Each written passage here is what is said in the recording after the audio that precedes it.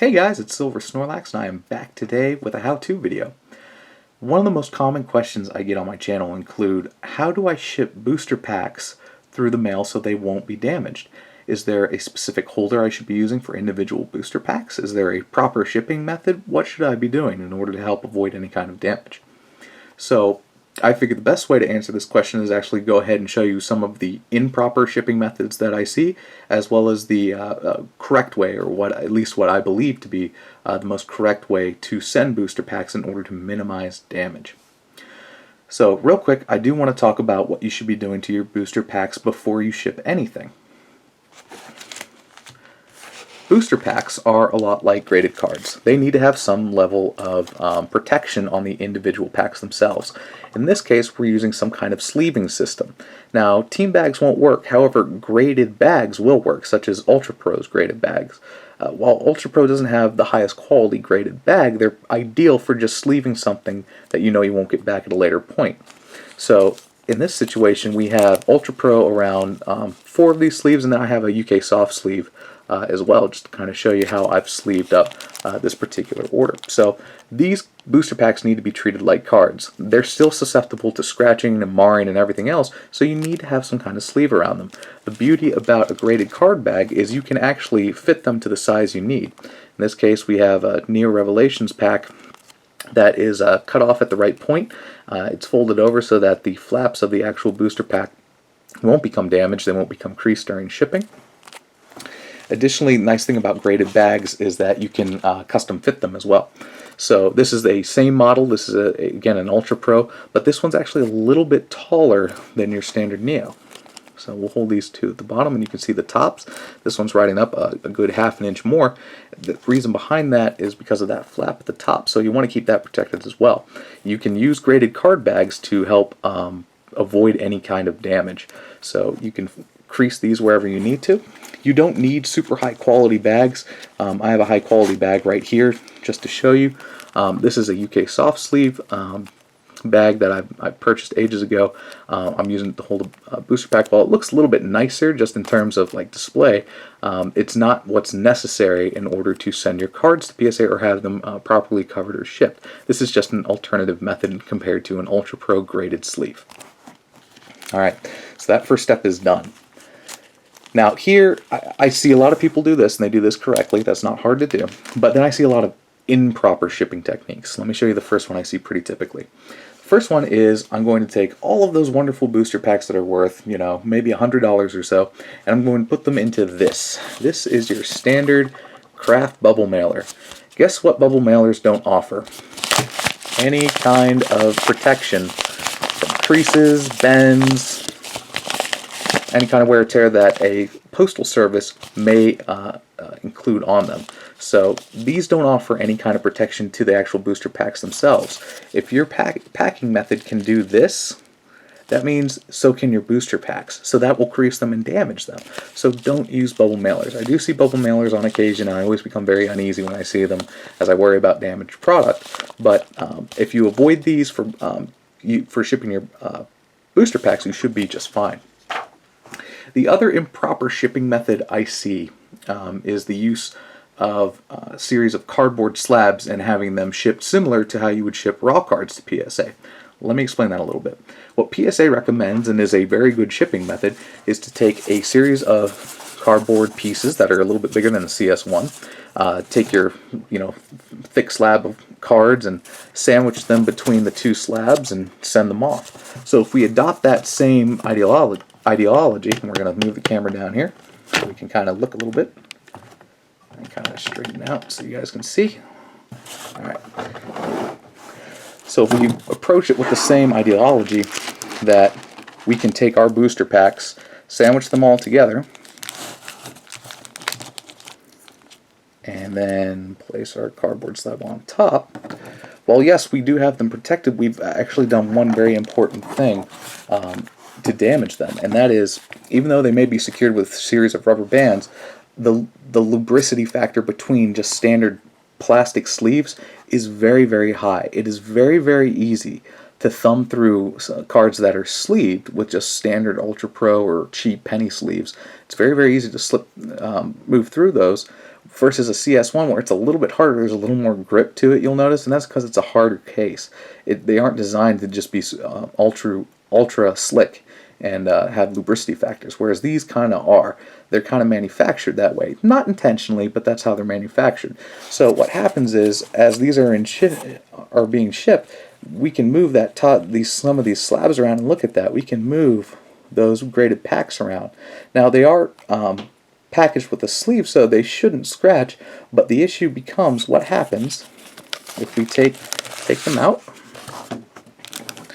And let's just say these are still slabbed between a couple slabs of cardboard. Let's say they're just moving along as they should, and you're just kind of moving, and you know this top one's really loose compared to some of the ones below. It's actually going to slip all the way out and then potentially go out at an angle. And what you're doing essentially is you have a booster pack like this and a booster pack like this, and they'll kind of stack up at an angle. And when that angle occurs, you can have creasing. You can crease that booster pack. So you have to be super careful that those stay where they need to stay. That's important. So we'll gather these back up again, and I'll show you the methodology that I use that seems to work the best for me. Something that minimizes lubricity as well as potential damage. So we're going to take our 5 booster pack order. I'm going to double check, make sure they're all in the right order. Okay. And we're going to take our slab of cardboard. We're going to go back to the slab of cardboard, and we're going to take our first pack. We're going to lay it face down. We're going to get another slab of cardboard. We're going to place it on top. You're going to want to make sure your cardboard slabs are a little bit bigger than the booster packs themselves. I have about an inch to a half inch on either side my booster pack, and then about a half inch from top to bottom. We're going to put it down. We're going to go to our next pack, and we're going to layer. We're going to try and center our booster packs as best we can. They don't have to be perfect, but we should be aiming for some level of centering. Put our next one on, and think of it as a layer cake. That's all you're doing. You're just adding layers of protection. And then we're going to do our last pack, our little jungle scyther here. We're going to center him up as well, and we're going to do our last slab. Alright, so what you have here are individual series of protection from each and every pack. So these are all going to stay together, and we're going to rubber band these. Move the camera back up again so you can see. I generally recommend the use of at least 5 quality rubber bands for something like this. You're going to wrap them around. I'm going to do 2 on the sides to keep the sides secure first. Actually, I should be doing 3. I'll show you why that's important. We'll do 2 vertically here. Keep these kind of close to the center. And we're going to explain why these rubber bands need to be placed where they're currently being placed. And then we're going to take our last rubber band and place it on the middle again. Okay, now that may have looked very simple for you, but every rubber band I placed actually had a specific reason as far as to why it was placed and when it was placed.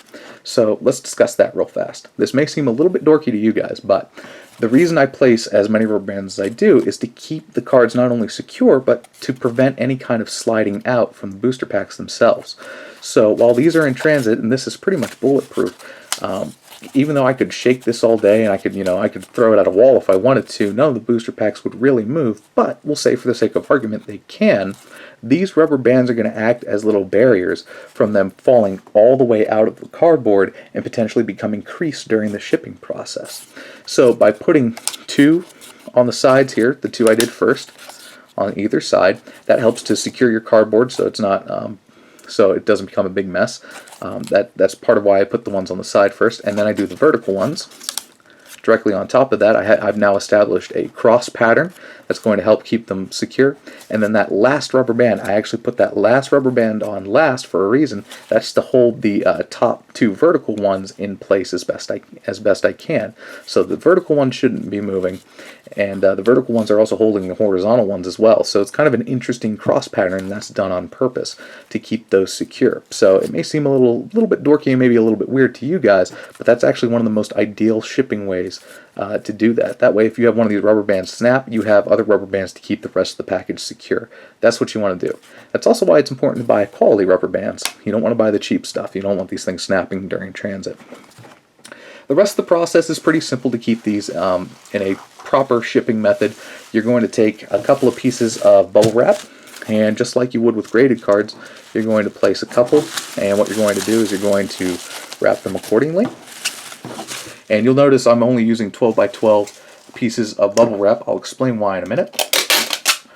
You want just packing tape. You don't need any kind of crazy duct tape or anything like this. And you're just going to wrap these up. And this is how I do it. You don't need huge pieces or anything either. There's going to be lots of overlay here. I'm going to put another piece on. And again, you should be trying to keep this somewhat cost effective as well for yourself, as packing supplies actually add up very quickly, especially if you run a grading service. You find that out very quickly. And the idea here is just to have enough coverage to keep these in place, keep the packaging in place. You don't need some crazy amount of packaging. So you'll see I kind of left this part open, but there's a reason for that. Again, I'm only using 12 by 12 pieces. So I'm going to take my other piece of bubble wrap here, and I'm going to go ahead and flip it upside down, and just kind of repeat the same process, going side to side here.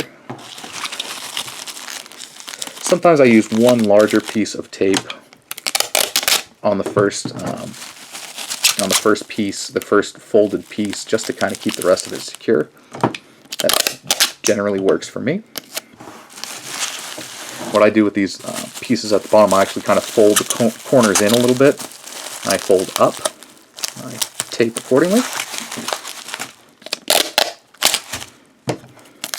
And we'll do the same for the top. We'll kind of fold it, and up and over. And boom, done deal. So you don't need to tape off the corners or anything crazy like that.